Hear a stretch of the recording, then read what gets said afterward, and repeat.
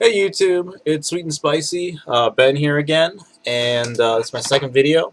Um, so let's see, just kind of once again creating this channel to track kind of the ongoing events in my life, what's going on with me, so my family, my friends, and those I can't keep in touch with directly in person can follow the ongoings of what's going on here in RVA. Today is pretty gross outside. It's been raining all morning and second official day of school, so that'll be very cool. Um, I got my server configuration class later this evening, and there was actually a little bit of a flip-flop with my schedule. I was able to register for some classes that actually had conflicting time spaces. So I need to go and talk to some of my advisors because in order to graduate at the end of the semester, like I was hoping, I would actually need to take both of those. Now they are hybrid classes, which means that there's an online portion, and due to the fact that my background is in IT and both these classes are IT, I'm hoping I can get some kind of override or be allowed to miss, a few classes here and there while I bounce back and forth between the two. So, got a pretty busy day of errands ahead, but just watched a video recapping CES, this past week's Consumer Electronics show, and I was a little bit disappointed. There's a lot of stuff going on in technology, and one of the devices that won the most prestigious award was the Oculus Rift, and that's basically a pair of almost glasses, and they through Oculus Rift the same technology that they use on iPhone 5 to get the parallax. Um, Essentially, it lets you see almost like you're seeing a widescreen or something like that. It's meant for gaming applications, and they're really trying to grow the technology.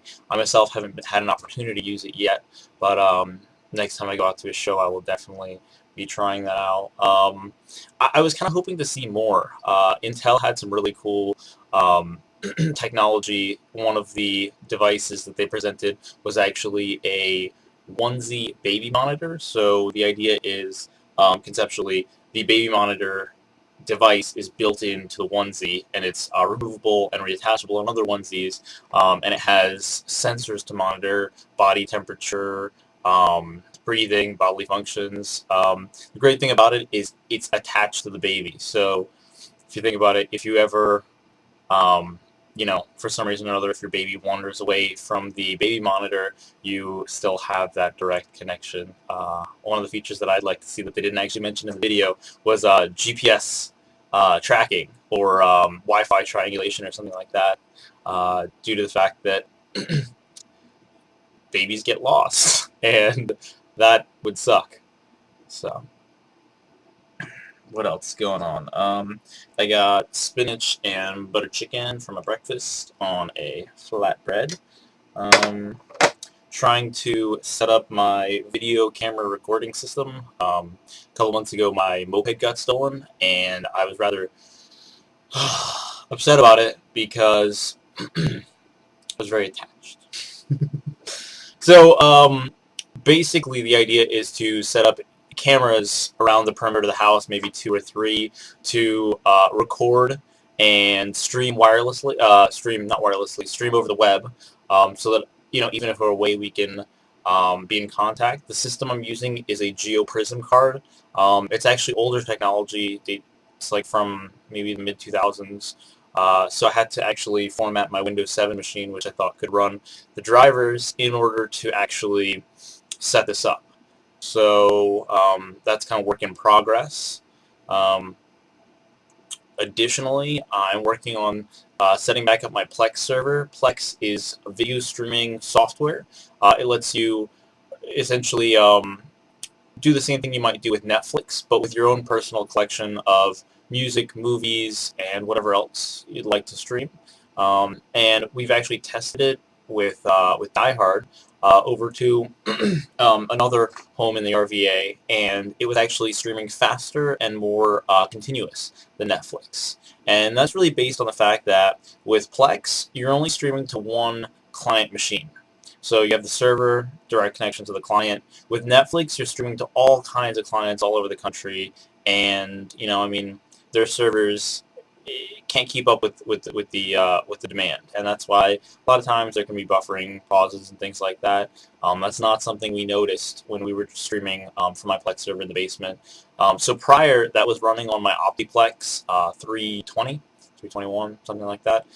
It is a quad-core 3.2 gigahertz Intel Xenon processor. I upgraded the RAM from 8 gigs to 24 gigs. It currently has um, 4 3 terabyte hard drives in RAID, I believe it's RAID 1 with the mirroring, so it's basically got usable space, 6 terabytes.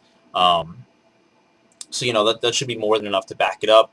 I'm actually looking at moving some of those drives over to a smaller machine. The problem with the Dell PowerEdge server is it does sound like a jet engine when I leave it running in the basement. Not to mention the fact that due to the fact that initially part of the purchase of the server was to try to use it to mine Bitcoin as well. Because of the immense fluctuations in Bitcoin prices, I no longer deem that as a plausible strategy to try to defer the cost of the power to keep a server like that running around the clock. It does have 2 power supplies, and I am looking into alternative energy sources to further defer the cost of keeping a server running, particularly due to the fact that I'm still in school and currently just doing consulting work. One of those things was actually solar panels, which was actually a pretty cool project. I hadn't, prior to that, had much experience with solar. So basically my project was buying a lot of maybe about 300 scrap panels, like about this big, about 4x6 on eBay, and wiring them up. They were tabless, so I had to solder my own tabs on, and essentially building a panel that would output 12 volts. And so that's still a work in progress as well.